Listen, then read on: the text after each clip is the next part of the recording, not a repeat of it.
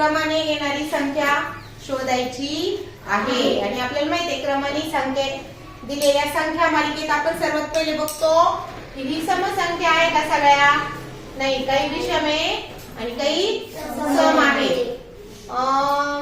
वर्ग संख्या आहेत का? नाही, सगळ्या नाहीये, एकच वर्ग संख्या आहे ही आणि ही, बरोबर आहे की नाही? नंतर मूळ संख्या आहे का? नाही, काही मूळ आहे काही संयुक्त आहे। आता फरक बघूया आपण, पुढचा मुद्दा आपण काय बघतो? फरक। तर या दोघांमध्ये कितीचा फरक आहे? 1 प्लस 1 म्हणजे 1 नी वाढली। या दोघांमध्ये कितीचा फरक आहे? 2। या दोघांमध्ये आणि या दोघांमध्ये परत आणि या दोघांमध्ये कितीचा फरक आहे? प्लस 3। आणि या दोघांमध्ये फरकच नाही। आता मात्र फरक सुद्धा आपला याच्यामध्ये चालला। आता अजून काय बघावं? तर थोडं निरीक्षण करा। इथं 3 आणि इथं 4 आहे। 3च्या पाड्यातल्या काही संख्या इथं दिसू राहिल्या आणि 4च्या पाड्यातल्या सुद्धा संख्या इथं दिसत आहे। मग बघूया आपण तसं काही आहे का? तर 3च्या पाड्यातली कोणत्या कोणत्या संख्या आहे बघा? 3 3 दुने 6 3 त्रिक 9 आणि 3 चौक 12। आता 4च्या पाड्यातल्या एका आणि एक बघूया। आता बघा 4च्या पाड्यातली संख्या आहे 4 एक 4 4 दुने 4 त्रिक 12। म्हणजे आता आपल्या लक्षात आलं की दोन पाडे एका पाड्यातील संख्या एकाकडे एक आलेल्या आहेत। मग 4 दुने 8 4 त्रिक 12 आणि 4 चौक 16। इथं येणारी संख्या कोणती येणार आहे? 16। आता त्याच्या आधी बघा 3 दुने 6 3 त्रिक 9 आणि 3 चौक 12। आता 16च्या पुढची जर संख्या विचारली असती तर आपण काय लिहिली असती? 15, बरोबर आहे की नाही? तर अशा पद्धतीने इथं एकाडे दोन पाडे आलेले आहेत। असं नवीन टेक्स्चर आपल्याला इथं बघायला मिळतं। आता पुढचं बघूया। बघा हे पुढचे अंक बघा सगळेजण आणि तुम्हाला काय वाटतं हे कोणतं टेक्स्चर आहे? समसंख्या तर काही विषम आहे, मूळ संख्या तर सगळ्या संयुक्त दिसत आहे। मग पुढे कोणतं आहे? वर्ग संख्या आहे का? पहा बरं, आहे का वर्ग संख्या?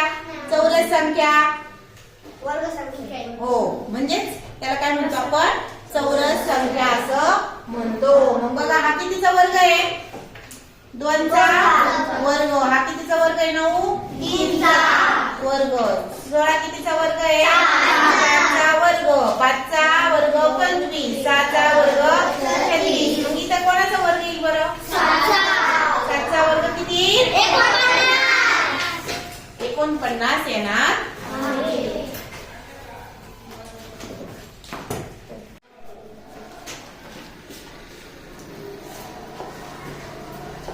बघा आपल्याला क्रमाने येणारी संख्या, या संख्या मालिकेतली क्रमाने येणारी संख्या आपल्याला ओळखायची आहे। आता बघ इथं 12 आहे 25 आहे 38 आहे 51 आहे आणि सांगा बरं काय आहे?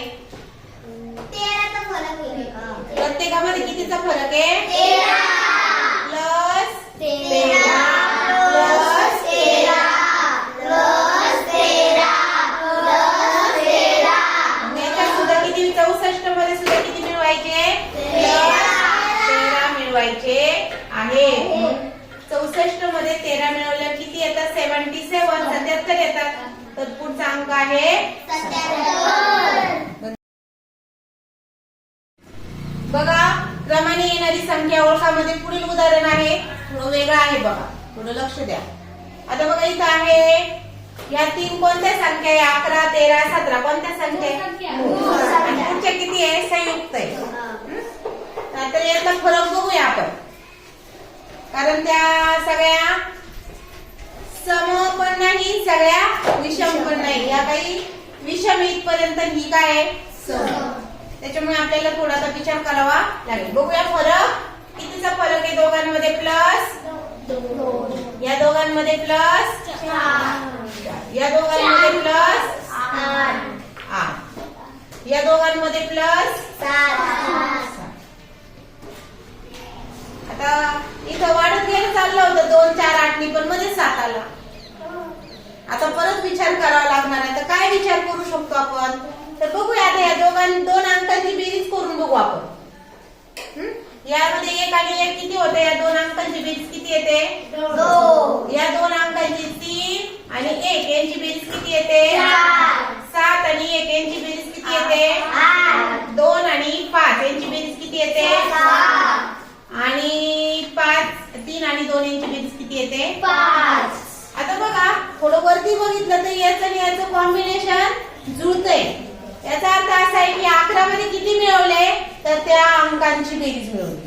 11च्या दोन्ही अंकांची बेरीज किती आहे? 2. ते कुठे मिळवली? 11 मध्ये.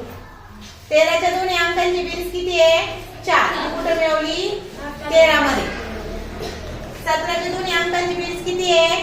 8. ती कोणात मिळवली? आणि मग केवळ कोण आलं? 25. 25च्या दोन्ही अंकांची बेरीज किती आहे? 2 आणि 5 ची बेरीज आहे 7 आणि ती कुठे मिळवली? या 25 मध्ये मिळवली बघा. मग पुढचा अंक आला. आता याचा अर्थ असा की 3 आणि 2 याची बेरीज किती आहे? 5. ती कोणामध्ये मिळवावी लागेल?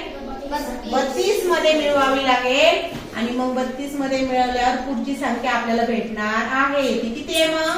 32 आणि 5 37. Very good. 37 चा अंक पुढची संख्या आपल्याला मिळालेली आहे. समजलं? वेगळ्या पद्धतीचं उदाहरण.